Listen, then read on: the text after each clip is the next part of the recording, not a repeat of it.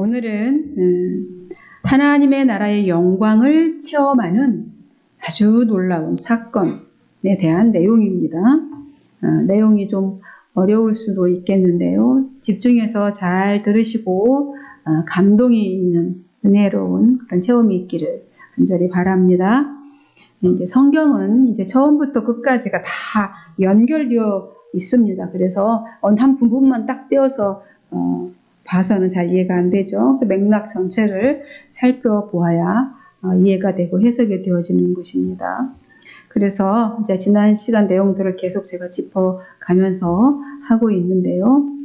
주님은 제자들과 이렇게 함께 이제 가이사랴 빌립보 지역을 순회하면서 전도하셨죠. 이 갈릴리 위쪽, 오른쪽, 북동쪽에 있는 그쪽에 헐문산이 있고요. 거기에 빌립보 가이사랴 지역이 있습니다. 이것은 본래 아우구스도가 헤롯에게 줬다고 그랬죠. 또 헤롯이 자기가 신전을 지어갖고 다시 아우구스도에게 바쳤는데 이제 헤롯이 죽고 난 다음에 그의 아들 빌립이 그곳에 분봉왕으로 치리하게 되었는데 티베리우스가 이제 가이사 티베리우스가 자기 자신의 이름을 가이사 기념해서 가이사랴 빌립보라고 지칭한 도시가 바로 가이사랴 빌립보 지역이라고 했습니다. 그러니까 이 지역은 이방인 지역이겠죠.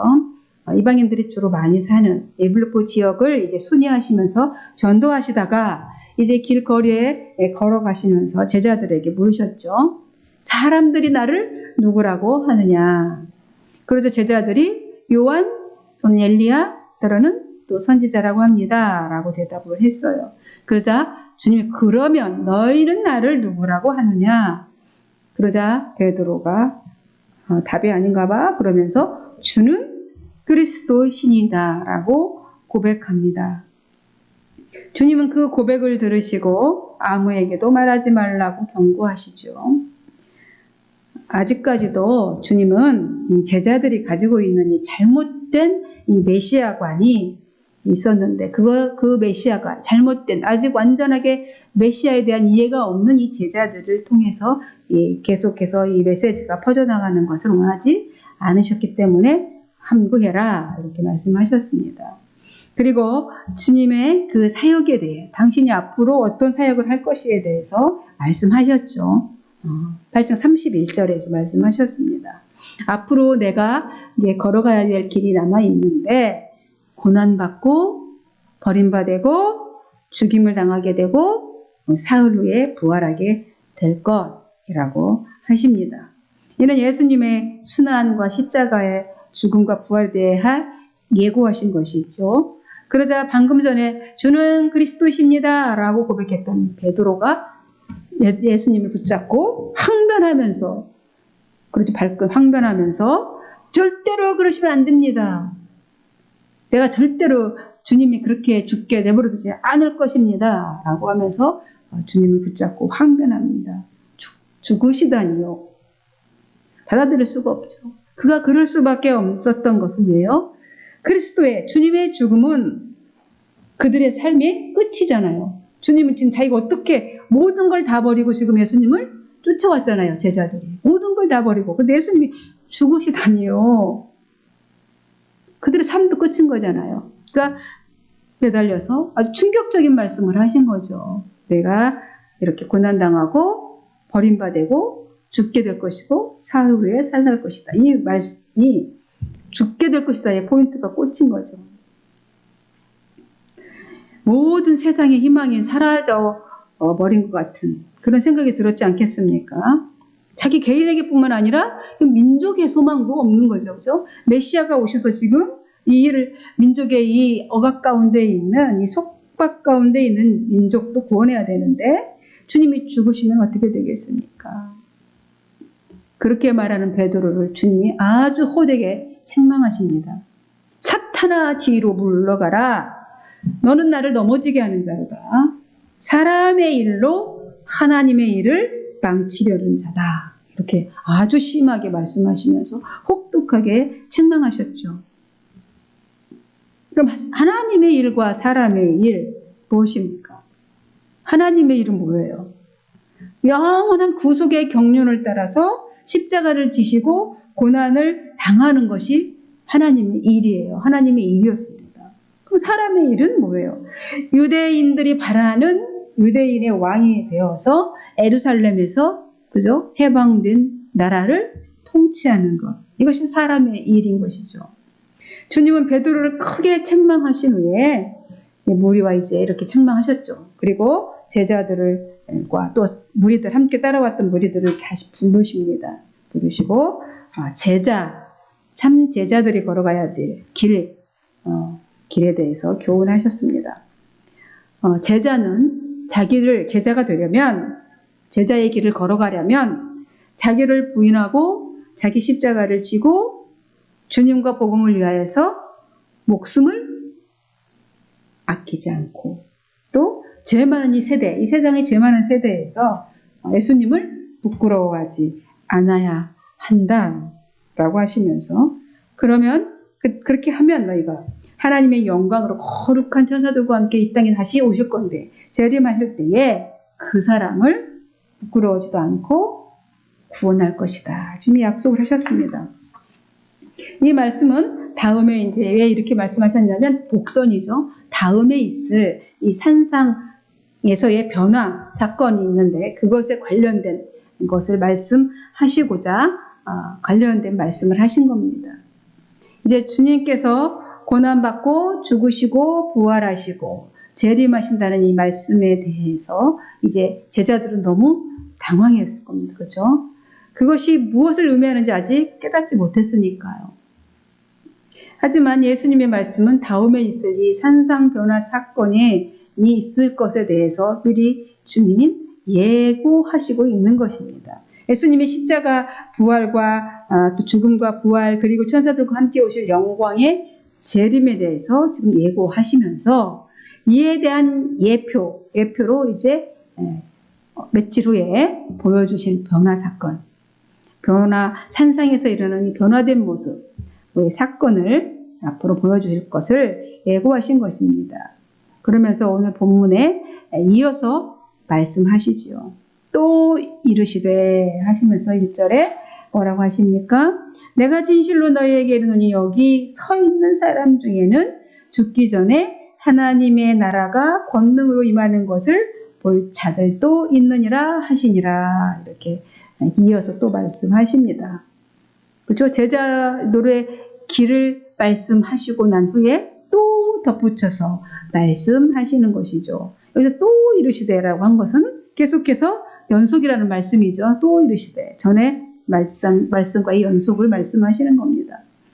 내가 진실로 말하는데 여기 서 있는 사람들 중에는 그들이 죽기 전에 하나님의 나라가 권능으로 임하는 것을 볼 자들도 있다. 이렇게 선언하십니다. 예수님의 순환과 부활 예고 말씀으로 말미암아 이제 제자들은 지금 신앙적인 위기에 닥쳤겠죠. 어떻게 되는 건가 좀 혼란스러웠을 것 같습니다. 저분이 메시아가 맞는다면 메시아가 죽으신다고 그치 신앙적으로 어떻게 우리 저분을 믿어야 되나 여러 가지 신앙적인 위기에 닥쳐왔습니다. 근데 주님은 당신이 행할 일을 그냥 행하신 적이 없죠. 항상 의도하신 말씀도 의도하셨고 행동도 다 의도가 있으셨던 것입니다. 주님은 미리 다 지금 알려주시는 거예요. 미리 이제 어떻게 하실 것인지. 주님의 권능으로 임하는 것을 보게 될 자들도 있다. 미리 이 일이 있을 것을 체험할 것을 미리 말씀해 주시죠. 그냥 듣는 우리가 깨닫지 못할 뿐입니다. 주님은 항상 무슨 일이 있기 전에 말씀해 주십니다. 그래서 주님은 그들이 흔들리는 믿음, 이제 주님이 고난받고 죽으셔야 된다는 그 말씀에 지금 흔들리고 있는 신앙의 위기 가운데 닥쳐 있는 이 제자들 그 믿음을 확고하게 하기 위해서는 이제 죽음과 부활 그리고 재림에 대하여 믿을 수 있는 어떤 확실한 증거를 보여줄 필요가 있다고 생각하셨습니다. 그러므로 여기 서 있는 사람들 중에 죽기 전에 하나님의 나라가 권능으로 임하는 것을 볼자도 있다고 하신 것은 이제 산상 변화의 신적인 당신의 현현, 신적인 어떤 형상을 나타낼 것을, 영광을 그 마음에 두시고 말씀하신 것이지요. 이렇게 말씀하신 다음에 6일이 지났어요. 엿새 후에, 6일이 지난 후에 주님은 이제 왜 6일 동안 있었는지는 생각해보면 왜 6일을 기다리게 있다가 말씀하신 후에 6일 후에 이런 일을 행하셨거든요. 시간을 주셨죠. 그죠? 6일이 지난 후에 주님은 베드로와 야고보와 요한을 데리고 높은 산에 올라가셨습니다. 이 산을 우리는 변화산이라고 부르는데요. 이 산 이름이 변화산은 아닙니다. 변화산이라는 산이 있는 것이 아니고요. 이 높은 산은 아마도 아직까지 우리가 알고 있기로는 변화산 저 갈매산이 갈릴리 밑에 거기 이쪽이 이스라엘 평원이에요. 평지 곡창 이게 평원이라고 그래서 아주 기름진 땅이 있는데 그 가운데에 다볼산이라고 있는데 그 갈릴리 아래쪽에 남서쪽으로 거기에 있는 그 다볼산을 이야기할 수도 있다고 보는 사람들도 있고 또 가이사라 빌립보 지역이 갈릴리 북동편에 있는 헐몬산이 저기 있는데 헐몬산 해발 588m의 헐몬산이라고 보는 학자들도 있습니다. 어쨌든 이 산에서 예수님이 변화하셨다고 해서 그냥 설교자들이 그냥 변화산 이렇게 부르고 있습니다. 변화산이라는 산은 없습니다. 주님은 주로 베드로, 야고보, 요한 이 세 사람을 주로 따로 데리고 다녔죠. 항상 베드로, 야고보, 요한. 예수님은 왜 특별히 이 사람들만 이렇게 편애하셨던 것일까요? 저도 궁금하죠. 성경에 나타난 것으로 이제 추론을 해보면 이분들은 성격이 대단한 사람들이죠. 성격들이 대단하신 분들이에요. 베드로는 잘 알다시피 얼마나 와일드하고 급하고 또 열정적입니까? 막 칼도 품고 다니고 그런 성품을 가진 사람이고 야고보와 요한 역시 주님이 별명 붙여줬잖아요. 의뢰의 아들들이다. 천둥의 아들들이다. 얼마나 그 성품이 비춰질 만큼 주님이 그렇게 너희들은 우리의 아들들이야 할 만큼 강한 성품들이었는지 짐작이 가죠. 아마도 앞으로 이들이 펼쳐져 가야 될 사역이 있는데 이제 그 성향들을 아시고 이들의 특별 양육을 하시기 위해서 그들을 데리고 가지 않았나 뭐 이런 생각도 해봅니다. 주님의 마음은 모르죠. 주님밖에 모르니까. 어쨌든 그래서 아마 이 세 사람을 편애해서라기보다는 아마 그렇지 않았을까라고 생각을 해봅니다. 주님은 이 세 사람을 데리고 산 정상에 오르시더니 갑자기 그들 앞에서 모습이 변형되셨습니다. 이 모습은 어떤 환영이나 어떤 환상 이런 것이 아니라 실제적으로 변화하셨습니다. 이 변화는 예수 그리스도께서 하나님의 아들로서의 영광, 하나님의 아들이시잖아요. 하나님 자신이세요. 하나님의 아들로서의 영광을 드러내신 것입니다. 주님의 모습이 어떠했는지 오늘 3절에서 그렇게 표현하고 있어요. 어떻게 표현합니까? 3절을 보니까 그 옷이 광채가 나며 세상에서 빨래하는 자가 그렇게 희게 할 수 없을 만큼 매우 희어졌더라. 주님의 모습이 그랬다는 거예요. 영광 중에 나타나는 변화된 모습이었는데 그런 모습이었고 마태복음에는 이 똑같이 기록되어 있는데 그들 앞에서 변형되사 그 얼굴이 예수님의 얼굴이 해같이 빛나며 그 옷이 빛과 같이 희어졌다 이렇게 표현해요. 공관복음 3개 다 기록되어 있는데 누가복음에는 기도하실 때 용모가 변화되고 산에 올라가서 기도하셨는데 갑자기 용모가 변했다는 거죠. 그 옷이 휘어져 가지고 광채가 나더라 이렇게 얘기합니다. 옷이 전부 3개 다 합쳐보면 그죠? 얼굴은 해같이 엄청 예수님 얼굴이 빛나 광채가 너무 났고 그 옷이 막 빛났어요.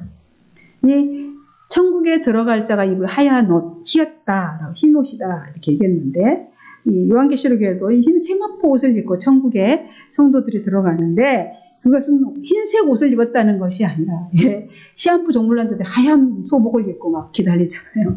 흰 옷은 그죠? 천국에 들어갈 자의 예복을 얘기하는데 성도들의 옳은 행실, 하나님의 의의 옷을 얘기하는 거죠. 예수의 의의 옷. 옷이 희어졌더라, 깨끗해졌더라, 광채가 났다. 그 영광으로 이렇게 표현하고 있습니다. 주님의 얼굴은 해같이 빛났고 그 옷은 광채가 났고 매우 깨끗하얀 희어진 그런 모습이었습니다. 분명한 육체의 변화였습니다. 갑자기 주님의 변화가 일어난 거죠. 어떻게 그런데 그 변화는 어떻게 새롭게 재창조되어서 새롭게 새창조된 것이 아니라 태초부터 그냥 그분은 계셨던 분이시죠.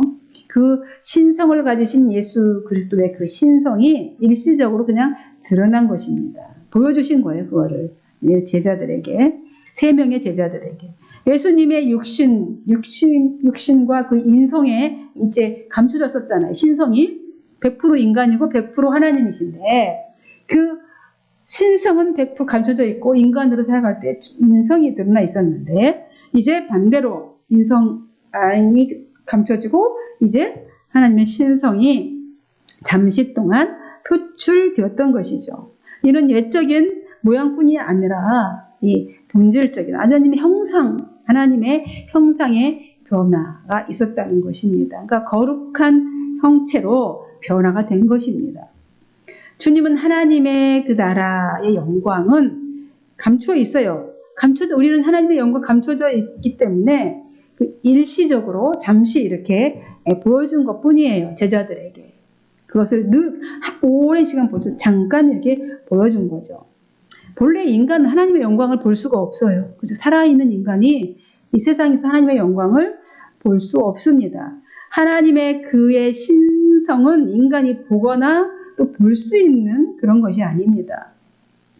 그런데 주님은 제자들로 하여금 장차 다가올 그 영광에 대한 확실한 소망을 갖게 하시려고 이 선택한 제자들에게 이 세 사람 베드로, 야고보, 요한에게만 자기가 입고 있던 육신의 본래를 통해서 그의 영광의 일부를 보여주신 것입니다. 따라서 예수님의 변형은 그가 하나님 나라에서 지니실 영광을 이 세상에서 잠시 동안 실제로 드러내셔서 제자들에게 그의 재림의 영광, 재림 때의 어떤 영광을 갖고 있는지 그 모습을 잠시 미리 보여주신 것입니다. 우리도 같이 이분들을 통해서 우리도 같이 보는 거죠. 제자들에게 보여준 그 모습을 기록으로 남겨서 우리도 지금 같이 보고 있는 겁니다. 또한 주님의 이 변화는 이 9장 1절에서 하신 말씀이 장차 너희들이 죽기 전에 권능으로 임하는 하나님의 영광이 권능으로 임하는 걸 보게 될 자도 있다라고 하신 것이 지금 이루어졌어요. 그리고 우리가 지금 우리도 이 말씀을 통해서 소망과 용기를 주는 이 사건으로 만들어가고 계시는 것입니다. 그때의 제자들이 예수님의 변화된 모습을 보고 있는데 갑자기 예수님이 처음에는 보였는데 갑자기 또 보니까 엘리야와 모세가 함께 그 앞에 나타나더니 주님과 더불어서 얘기를 하고 있는 겁니다. 말을 하고 있어요. 엘리야와 모세는 누굽니까? 구약의 대표적 인물 아닙니까? 그죠? 얘들은 구약과 신약을 연결하는 사람들이에요. 엘리야는 예언으로 그리스도를 증거하는 자들의 대표이고 또 모세는 율법으로 증거하는 자들의 대표입니다. 다시 말하면 율법과 예언이 제시한 참 메시아인 신 것을 지금 증거할 뿐만 아니라 죽으시고 부활하셔서 영광 받으실 것을 지금 보여주시는 거죠. 밝히 보여주시고 있는 것입니다. 구약의 두 대표를 할 수 있는 이 모세와 엘리야가 나타나 예수님과 지금 대화를 하였습니다. 이 장면은 아주 특이하죠. 아주 특별하고 주목할 만한 아주 놀라운 사건이죠. 왜냐하면 엘리야는 죽음을 보지 않고 그냥 올라갔잖아요. 병거 타고 시체를 세줄 수가 없었잖아요. 그냥 죽음을 보지 않고 승천했어요. 근데 모세는 의보산에서 죽었잖아요. 그래서 이 두 사람의 나타남은 이미 아주 의미가 있는 거죠. 많은 의미와 뜻을 담고 있는 거죠. 이제 죽은 성도와 살아있는 성도에 대한 증거의 의미가 있습니다. 모세는 재림 때에 무덤에서 나오게 돼요. 이제 죽었으니까. 육체가 죽어서 무덤에 들어갔는데 무덤에서 나오게 될 죽은 성도들을 나타내는 것이고요. 재림 때에. 엘리야는 재림 때 살아있는 자들, 그죠? 살아있는 자들을 가리킨다는 해석도 있습니다. 그런 의미를 담고 있다는 것이죠. 어쨌든 베드로와 야고보, 요한은 지금 그들 앞에서 상상도 할 수 없었던 지금 영광스러움을 경험하고 있는 거예요.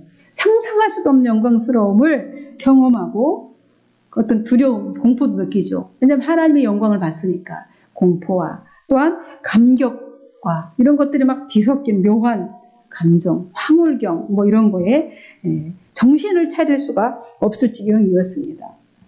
이때 베드로가 그 감정으로 주님께 고하죠. 주님, 여기가 여기 있는 것이 너무 좋습니다. 너무 좋습니다. 황홀합니다.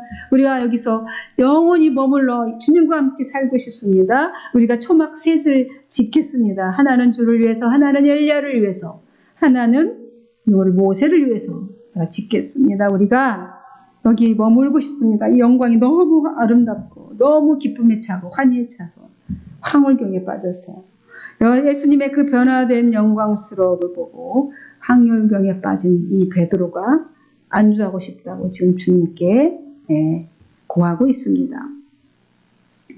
베드로는 산상에서의 변화된 사건은 일시적으로 미래의 영광을 잠시 보여줬을 뿐 세상에서 지속될 수 없다는 것을 몰랐어요.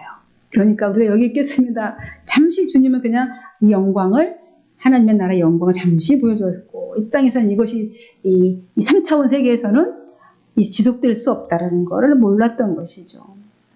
베드로는 정신이 하나도 없어서 자신이 지금 무슨 말을 하고 있는지도 몰랐다라고 얘기를 하지요. 그죠? 6절에 베드로가 자기가 무슨 말 하는지도 모르고 그렇게 말을 하고 있는 겁니다. 주님의 영광스러운 모습을 직접 목격한 또 야고보도 있었죠. 요한도 있었지 않습니까? 이 두 사람은 큰 두려움에 사로잡혀 있습니다. 그때 호련히 갑자기 구름이 막 밀려오더니 그들을 덮습니다. 구름 속에서 그러더니 소리가 나기 시작합니다. 구름 하면 우리 출애굽기에 많이 나와 있었죠. 구름이 덮었다라는 것은 하나님의 임재와 보호를 상징하는 경우가 아주 많습니다. 그죠? 빽빽한 구름 속에서 하나님이 모세와 백성들에게 말씀하셨죠. 시내산에서도.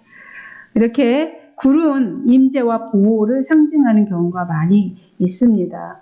그 구름 속에서 음성이 들려왔다는 거죠. 무엇이라고 들려왔습니까? 이는 내 사랑하는 아들이니 너희는 그의 말을 들으라. 이렇게 음성이 구름 속에서 막 들려옵니다. 얼마나 두렵기도 하겠죠. 갑자기 음성이 막 구름이 빽빽하니 컴컴해지더니 그 안에서 음성이 들려옵니다. 아주 신비하고 엄숙하고, 그죠? 두려움이 있는 그런 음성이었죠. 거룩한 두려움.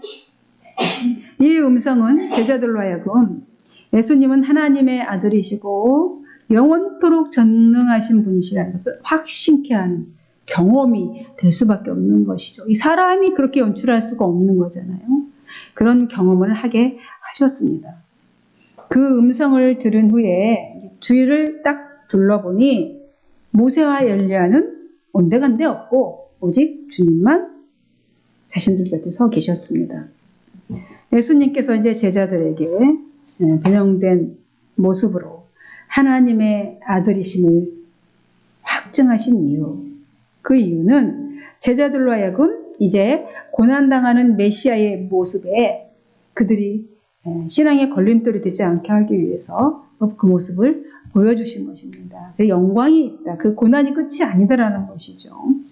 무력하게 내가 끌려가서 너희들이 보기에 세상의 눈으로 바라볼 때 내가 무력하게 끌려가서 죽임당하는 나의 모습, 예수님의 그 모습을 보고 믿음이 꺾일 수 있잖아요. 제자들이. 우리도 아니 믿음이 가진 사람이 저렇게 고난을 당하고 아무런 무력하게 힘도 안 써보고 하나님이 살아계셔? 뭐 이럴 수 있습니다. 믿음이 꺾일 수 있기 때문에 그들에게 이렇게 확신케 체험을 주시는 거예요. 그러니까 우리에게 체험을 주셨다. 어떤 영적인 체험을 주셨다. 그거는 대단한 것이 아니죠. 믿음이 연약하니까 믿음 주기 위해서 그렇게 체험을 주시는 거죠. 끝까지 믿음의 승리를 하기 위해서. 아무 나에게 이런 일이 없다면 당신의 믿음이 그래도 쓸만한 것이죠. 결국 산상 변화 사건은 제자들의 의심과 낙심을 물리치고 예루살렘까지 주님과 함께 입성할 수 있게 하는 원동력이 된 것, 힘이 된 것이죠. 그 사건을 통해서 계속해서 주님의 말씀과 교훈과 갖가지 많은 체험들을 보아왔는데 그날 하나님의 영광, 그런 모든 것이 끝이 영광이잖아요. 영광을 바라보고 이제 그들이 힘을 얻고 담대함을 갖고 또 믿음이 견고해져서 주님과 함께 예루살렘도 함께 입성할 수 있게 되었다는 것이죠. 이제 주님은 산에서 내려오시던 주님은 제자들에게 내려오시면서 당부를 하죠. 인자가 죽었다가 다시 살아날 때까지는 지금 너희가 봤지. 그 본 것을 아무에게도 발설하지 말라. 또 말씀하십니다. 그냥 주님 아직 얘기해봤자 허공에 떠도는 이야기일 뿐이고 또 만들어낸 이야기다라고 또 뒤에서 헛소리 할 수도 있잖아요. 그죠? 이미 미리 이 소식이 영광을 봤다. 그것을 만들기 안 그래도 돈 주고 사람을 사서 누가 무덤에서 일부러 그들이 두었다라고 돈 주고 했었잖아요. 지금까지도 그 소식이 그 소문이 퍼졌다라고 하잖아요. 그러니 지금 본 것을 아무에게도 발설하지 말라. 그러자 베드로, 야고보, 요한은 이 말씀을 마음에 두었지만 자기들끼리는 뭐가 확신이 없었던 거죠. 죽었다가 다시 살아난다는 예수님의 그 말씀은 무엇을 뜻하는 거지? 뭐지? 막 서로 이렇게 의견을 주고받았다. 그럽니다. 왜냐하면 변호산상의 처음으로도 아직 부활의 진리를 잘 이게 깨닫지 않는, 내가 처음 와보지 않으면 그냥 봤어도 깨닫지 못했던 것이죠. 주님이 이제 실제적으로 부활하고 성령이 임했을 때 이들이 믿어지게 된 것이죠. 죽었다가 다시 살아났다는 것은 뭐 구약에 보면 사르밧과부의 아들도 소생되었죠. 죽었다가 수넴 여인의 아들도 죽었다가 살아났어요. 나사로도 죽었다 살아났죠. 이 소생이죠. 이런 소생과 같은 것을 말하는 것이 아닙니다. 그들은 그냥 죽었다가 다시 살아났지만 다시 죽었잖아요. 이거는 소생입니다. 부활이 아닙니다. 부활은 죽음을 극복하는 것이죠. 썩을 몸이 썩지 아니할 신령한 몸으로 변화하는 것입니다. 시공간의 제한을 받지 않는 그런 몸으로 변화하는 것이죠. 그래서 그리스도의 부활은 참 생명의 첫 열매예요. 시공간의 제한을 받지 않습니다. 벽을 막 뚫고 육체는 분명히 있는데 뚫고 지나갔어요. 이 시공간의 제한을 받지 않는 신령한 몸, 그것을 잊게 된다는 거죠. 제자 세 사람은 여전히 메시아로서 신적 능력을 가지신 분이 어찌해서 죽어야 하나 이해가 안 되는 거죠. 아니 메시아잖아. 신적인 능력 가지신 분이 왜 죽어야 하는가는 이 전통적인 그 메시아관이 꽉 틀어박혀 있었기 때문에 막 갈등, 주님 봤잖아요. 눈으로 그 영광을 봤는데도 불구하고 의문이 생기는 것이죠. 부활에 대한 의문이. 그러면서 예수님께 묻습니다. 어찌하여 서기관들이 엘리야가 먼저 와야 하리라 하나이까? 이렇게 질문합니다. 이 질문은 말라기에 예언도 있었기 때문이죠. 4장 5절에 뭐라고 합니까? 보라, 여호와의 크고 두려운 날이 이르기 전에 내가 선지자 엘리야를 너희에게 보내리니 라는 말이 4장 5절에 있어요. 말라기에. 그 말씀이 있었기 때문에 이들은 메시아가 오기 전에 엘리야가 와야 하리라 라고 기대하고 있었고 그걸 믿고 있었던 것이죠. 그래서 질문한 겁니다. 예수님께. 엘리야가 먼저 와야 되는데 당신 메시아 맞습니까? 이런 말이죠. 결국은 그죠? 그래서 주님이 대답하십니다. 12절 13절이에요. 뭐라고 대답하십니까? 엘리야가 과연 먼저 와서 모든 것을 회복하거니와 어찌 인자에 대하여 기록하기를 많은 고난을 받고 멸시를 당하여 하리라 하였느냐. 그러나 내가 너희에게 이르노니 엘리야가 왔으되 기록된 바와 같이 사람들이 함부로 대우하였느니라 하시니라 그랬어요. 그에 대해서 엘리야에 대한 제자들의 질문 속에는 또 하나의 숨겨진 질문이 있었던 것이죠. 죽었다가 살아나야 한다고 하시는 당신이 진실로 메시아 맞습니까? 이런 거죠. 그 속에는 숨겨져 있는 거죠. 그렇다면 엘리야가 당신보다 먼저 와야 하지 않습니까? 라는 질문이죠. 그들은 죽었다가 살아나는 이 메시아가 상상도 할 수 없기 때문이죠. 메시아가 어떻게 죽었다가 살아나. 그죠? 메시아는 메시아인 것이지. 그래서 주님은 이 질문에 대해서 이렇게 답변하십니다. 어찌 인자에 대하여 기록하기를 많은 고난을 받고 멸시를 당하리라 하였느냐? 오히려 그 질문을 하시는 것이죠.